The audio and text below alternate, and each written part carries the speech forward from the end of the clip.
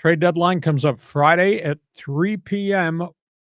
East Coast time, Friday at noon out here in Southern California. There have been, as of this hour, 24 trades made, 8 trades in the last 36 hours in the NHL. And there's still a lot of names out there that could be dealt.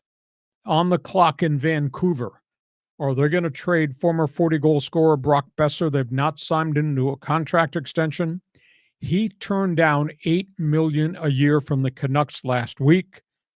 I don't know how Vancouver can trade him, but if they're going to lose him, maybe they're going to be forced to trade him. And would somebody else rent him, not knowing whether or not they could get a contract extension?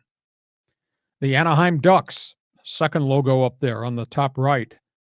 They were shopping John Gibson, the goaltender. He got hurt last night, got nailed by one of his own guys in a tough loss up in Vancouver. He's playing pretty well. He's playing back to almost John Gibson all-star playoff type goaltending, but he's got a pricey contract. The other intriguing guy is Trevor Zegras, the former number 1 pick, who has had a lot of injuries. He's just never come back to be the goal scorer that many people thought. And that general manager, Pat Verbeek, doesn't care. He's going to trade whom he wants to trade, doesn't care how high they were drafted in somebody else's regime. So maybe there's another trade coming from the Ducks. By the way, the Ducks did make a deal this morning. They traded Brian Dumoulin, a veteran stay-at-home defenseman. He went to New Jersey for a second-round draft pick and the rights to a goal scorer from Sweden. So that's pretty good to get a young haul like that for a veteran guy.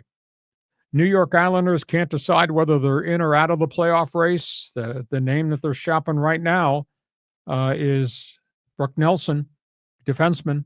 Guy can score goals, got some miles on him. Pittsburgh looks like they're tearing the thing down, although Sidney Crosby and Evgeny Malkin are still there.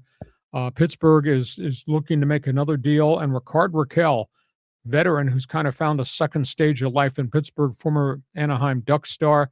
Rakell could be moved if somebody wants to rent him. Carolina is the really weird one. They made a huge trade early in the middle of the season to get Mikko Rantanen, former 40-goal scorer. Rantanen's got 27 goals already this season. Carolina can't get him signed. Colorado, who had him, gave up on him because he was asking for more than $14 million, more than Nathan McKinnon, their star, was getting. That's why the Avs traded him to Carolina. Now there's a report that he's possibly going to move, and there's a report the Kings are interested in him, and the Kings are desperate for a goalkeeper. But would that be for just a couple of months rental, or are they going to get him to try to sign him? But the Kings' payroll is so staggeringly high.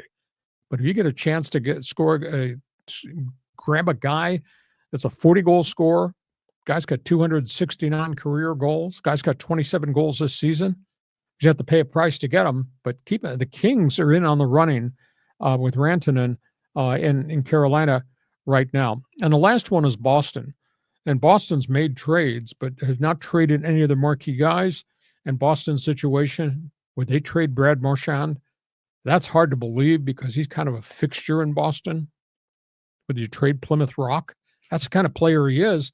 But yet he's at the end of his contract, and there's no movement made to get him signed. So those are the marquee names.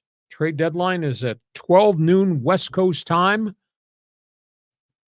We're not done. As I said, there were 43 trades last year leading up to and on deadline day. We've had 24 as of noon today, but I'm sure there's more being announced. And obviously tomorrow at the deadline, there will be a flurry. What are you hearing from the Winnipeg Jets? Are they looking for some players? Are they looking to make a deal? Yeah, they've got some guys I think they've shopped, but that's a really good team. I do stuff in Winnipeg on their O Canada network. I do an NFL Notebook segment with Andrew Patterson, and they obviously they talk hockey all the time. Eat, breathe, sleep, hockey all the time. And that's what they're doing now with that sucker's into overdrive. And I got into an argument with him on his show. I said, you guys need to back off. You guys in Winnipeg, you got a 43-win team. You got the best record in the league. And you're talking as if this thing is falling apart, and you're talking about trading this guy and trading that guy and that draft pick.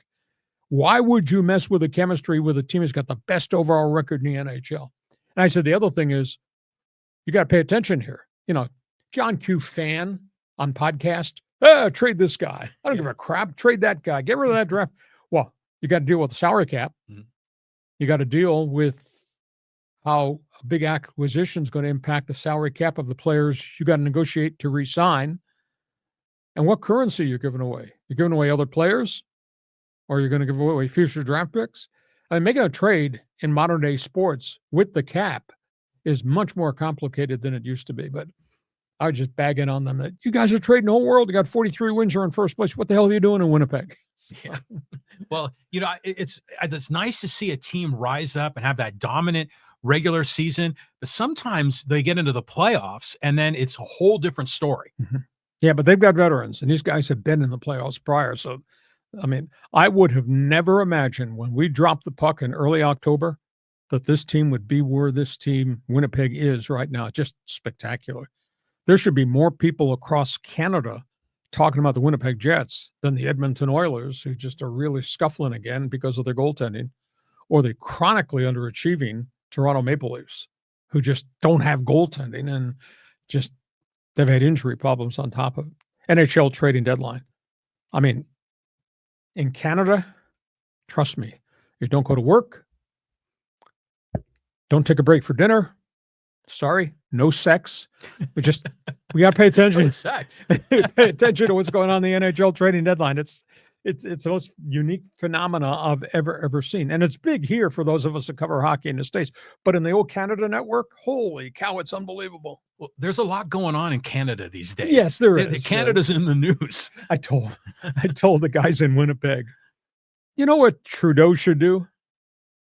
Trudeau should just announce Alaska really belongs to us because it's our neighbor to the north. So we'll just take Alaska back. And by the way, any of the states along the border, if you don't like where you are right now, he's directing New Hampshire and upstate New York and Minnesota and Montana, the Dakotas and Montana. If you don't like it, come join us. So Canada should annex the northern part of the United States. How do you think that would go down?